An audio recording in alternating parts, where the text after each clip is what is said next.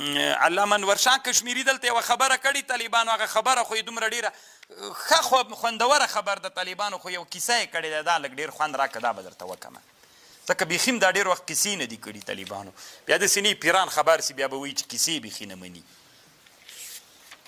نو طالبانو لیکلي دي میرزا هروي په نامه یو عالم تېر سوی، اصل کې په عرفونو باندې قصه کړې ده، عرفونو ته اعتبار ده. همدغه باب کې لیکلي دي، وایي میرزا هروي د شاه ولی الله صاحب پلار شاه عبدالرحیم صاحب میلمه که. بس طالبانو دې ټکي ته فکر وکړي، خامخا یې وکړئ. شاه عبدالرحیم صاحب یې څنګه که؟ میلمه یې که. چې میلمه یې که، شاه عبدالرحیم صاحب یې میلمه که، او بیا روزه وه. نو شاه عبدالرحیم صاحب په کوټه کې ناست و، په بازار کې یو کبابي نارې وهلې، کباب والې نارې وهلې. نو دی ورغی دا شاه د میرزا هروي، میرزا هروي طالبانو په هغه زمانه کې د آکري قاضي و، په هند کې کم ولایت ده، د دې قاضي وایي. دی چې ورغی نو کبابي نه کباب واخیسته، د روزه ماتې وخت نږدې ده. نو چې تر واخیسته شاه عبدالرحیم رحمه الله هم غوږ ورته نیولی دی چې کباب اخلي، ارزانه یې ورکړه. چې ارزانه یې ورکړه نو هغه ورته ویلې څه ورته وایي، شاه عبدالرحیم رحمه الله ورته ویلې چې راننوته، وایي دا کباب خو د په څو واخیست، وایي په دومره، وایي دا په دومره روپۍ نه ده، قیمته ده، ولې ارزانه درکړه؟ میرزا هروي طالبانو بیرته وروته، شاه عبدالرحیم صاحب هم ورسره ورته ویلې ولې دې ارزانه راکړه؟ وی دا داسې چل ده چې نقشه راغلې ده په بازار کې، د ما په دوکان باندې د ما دوکان ړنګېږي، او تا ته مې د ارزانه ځکه درکړه چې ته بیا ما سره مراعات وکړې پکې. نو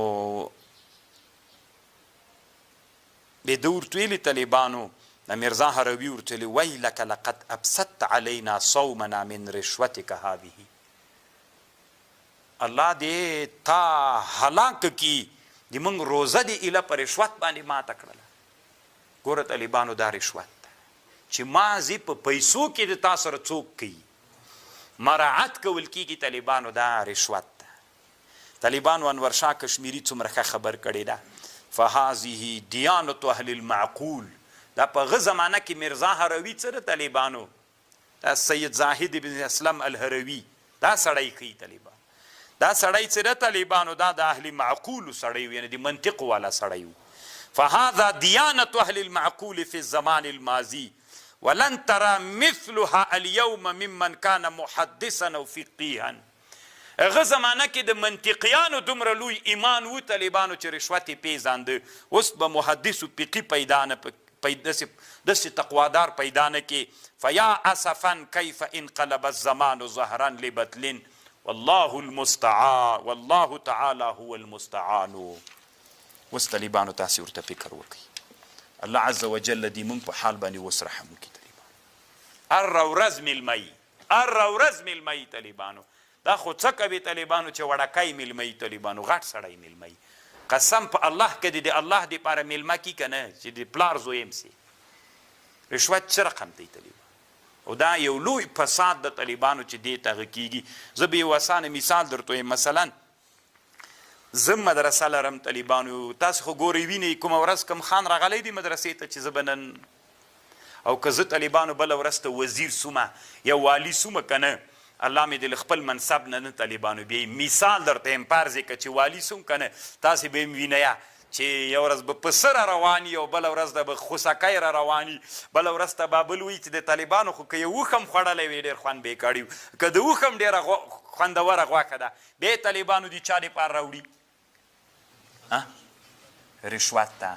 نو چې رشوت سو طالبانو ولې دې ته زمینه مساعده کېږي چې نن الله عز وجل، نو طالبانو بیا به د دې علم تقوانو چې سي چې سړی په رشوت باندې ټول لوی سي. هېڅ باک په دې نشته طالبانو چې الله عز وجل که موږ تاسې مدرسه غریبه کړې ده طالبانو یا نور هغه دیني مدارس، خو رشوت خو نه خورئ که نه، علم سره چې حلال وي طالبانو بس دا ډېر لوی شی دی. نن خو طالبانو داسې جمعې شپه نه ده چې څوک میلمه نه وي، نو چې میلمه یې تا ته لالو ماته ووایه د میلمستیا تا ته څنګه ده، حرامه ده، قطعي حرامه ده درته، لکه رشوت ته طالبانو. کم سړی به نن ترنه مستثنا وي، نو طالبانو چې اسلافو کومې خبرې کړي دي که نه چې دا غریبي ژوند ډېر ښه د طالبانو دا ډېر خوندور